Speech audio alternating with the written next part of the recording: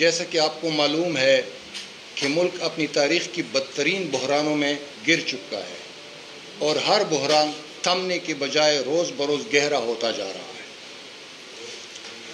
ملک کی اس بحرانی صورتحال میں ڈیجیٹل مردم شماری کا حکم جاری ہوا تھا اور پورے ملک میں یہ تاثر دیا گیا کہ ڈیجیٹل مردم شماری کے ذریعے ملک میں صحیح خانہ و مردم شماری کا عمل مکمل کیا جائے گا، لیکن صد افسوس کہ حالیہ ڈیجیٹل مردم شماری سب سے زیادہ غیر شفاف، دروغگوئی اور دھوکہ دہی پر مبنی مردم شماری ثابت ہوئی۔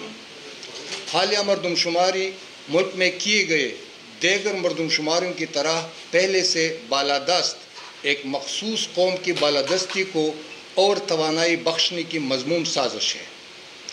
معزز صحافی حضرات، سب کو بخوبی معلوم ہے کہ 2017 سے 2023 تک ورلڈ پاپولیشن گروتھ کی شرح 1.7% رہی۔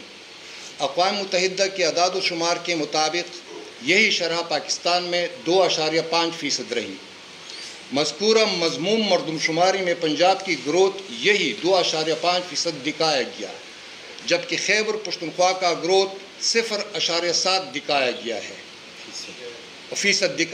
ہے اور بلوچ پشتون صوبے، جس کو عرف عام میں بلوچستان کہا جاتا ہے، بلوچوں کا گروتھ 9.3% دکھایا گیا ہے، جبکہ پشتونوں کی آبادی وہاں جہاں پشتون بلوچ مشترکہ صوبے میں 30 لاکھ کم دکھائی گئی ہے۔ اس طرح ضم اضلاع جو سابق فاٹا جسے کہا جاتا ہے میں اگرچہ سوائے معدنیات نکالنے کے دیگر امور میں ریاست کا رٹ نہ ہونے کے برابر ہے، مگر وہاں جعلی ڈیجیٹل مردم شماری کر کے فاٹا کی آبادی کو 50 لاکھ کے لگ بھگ دکھایا گیا ہے۔ یاد رہے کہ 1940 کی دہائی میں یہ جناب عبدالقیوم خان کی کتاب گولڈز اینڈ گن میں درج ہے، یہ 40 کی دہائی میں فاٹا کی آبادی 26 لاکھ دکھائی گئی تھی۔ آپ اندازہ لگائیں 1940 اور 2023 یہ بھی آپ کیلکولیٹ کر سکتے ہیں کہ 2040 میں مشرقی اور مغربی پاکستان کی مشترکہ آبادی کتنی تھی اور مغربی پاکستان کی کتنی تھی۔ فاٹا کی آبادی 26 لاکھ تھی۔ کیا واقعی پشتون ملک میں دیگر اقوام کے مقابلے میں کم بچے پیدا کرتے ہیں؟ یہ ایک اہم سوال ہے۔ سوال اس لیے بعض دوست وہ مذاق میں کہتے ہیں کہ خیبر پختونخوا فاٹا، سابقہ فاٹا اور بلوچستان میں فیملی پلاننگ کو بند کیا جائے، یہ فضول خرچی ہے۔ دوسری بات، یہ جو سٹیٹسٹکس ہے، آپ کو یاد ہو کہ جو سٹیٹسٹکس کا جو ڈپارٹمنٹ ہے اس میں میرے خیال میں 3 پنجابی ہے اور 2 سندھی، اگر میں غلط نہ ہوں، اگر غلط ہو تو آپ تصحیح فرمائے، لیکن وہاں پہ پشتونوں کی کوئی نمائندگی نہیں ہے۔ وہ جو لکھتے ہیں وہی دیتے ہیں، وہی پرنٹ ہو جاتا ہے، وہی پھر میڈیا میں چلتا ہے۔ پاکستان میں فیڈریٹنگ یونٹس یعنی وفاقی اکائیاں کے درمیان وسائل کی تقسیم ان یونٹوں کی آبادی کی بنیاد پر ہوتی ہے۔ جس یونٹ کی جتنی آبادی ہوتی ہے اتنے وسائل سے اتنا ہی رقم ان کو دیا جاتا ہے۔ پشتونخوا وطن کی مردم شماری گٹھانے کا مجرمانہ عمل پشتونخوا وطن میں آباد اقوام کی عوامی نمائندگی سے محرومی کے علاوہ زندگی کی تمام شعبے جات، صحت، تعلیم، روزگار وغیرہ پر منفی اثرات مرتب کریں گے۔ ہم دیکھ رہے ہیں کہ جو اضلاع ضم ہوئے ہیں، ابھی میرے پاس سٹیٹسٹکس نہیں ہے، لیکن وہاں کے میڈیکل اور انجینئرنگ سیٹیں اور وغیرہ تعلیمی اداروں میں وفاقی اور صوبائی یونیورسٹی اور کالجز میں ان کی سیٹیں ہوئی تھی۔ آپ کو معلوم ہے کہ یہ بہت زیادہ گھٹ گئے ہیں آخری مراحل میں۔ یہ صرف چھوٹی سی ایک مثال ہے۔ اس لیے پشتونخوا ملیہ پارٹی آئین اور فیڈریشن کی دھجیاں اڑانے والی اس پشتون دشمن مردم شماری کو کلی طور پر مسترد کرتی ہے اور اس کے خلاف اپنا سیاسی اور جمہوری احتجاج ریکارڈ کرانے کے ساتھ ساتھ اس کے متعلق آگاہی مہم کا آغاز کرتی ہے۔ یہ واقعی پشتونخوا ملیہ پارٹی نے تہیہ کیا ہے کہ اپنے اسٹرینتھ کے مطابق، اپنی بساط کے مطابق ہم جو کچھ کر سکتے ہیں، لیکن آج سے اس پریس کانفرنس سے ہماری باقاعدہ احتجاج کا آغاز ہو چکا ہے۔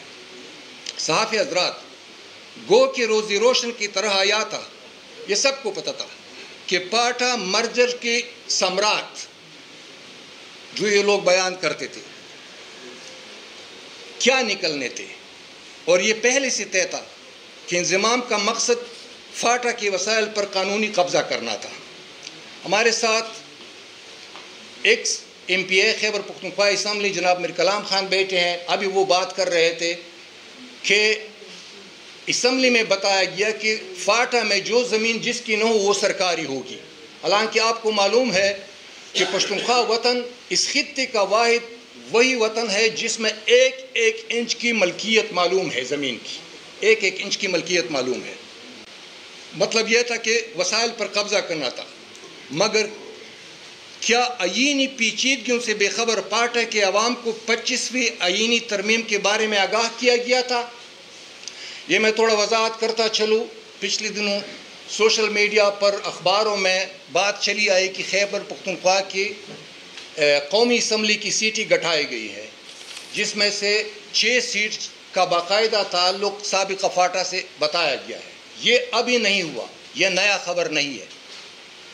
یہ 2018 میں 25ویں امینڈمنٹ آئین کی 25ویں امینڈمنٹ میں یہ بات طے کی گئی تھی، لیکن یہ ابھی تک چھپائی گئی ہے.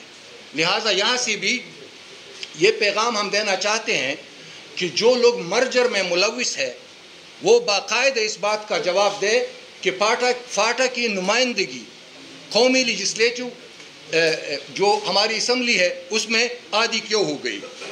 ہمارا سوال پختونخوا ملی عوامی پارٹی اور جمعیت الاسلام کے علاوہ یہ دو نام میں اس لیے لیتا ہوں کہ واحد اس ملک میں 2 پارٹیاں تھیں، ایک پختونخوا ملی عوامی پارٹی محمود خان اچکزئی کی سربراہی میں اور دوسری جمعیت علماء اسلام حضرت مولانا فضل الرحمان صاحب کی سربراہی میں، جو نہ مرجر کے حق میں تھے بلکہ انہوں نے باقاعدہ کانفرنسی کی، باقاعدہ مہم چلایا.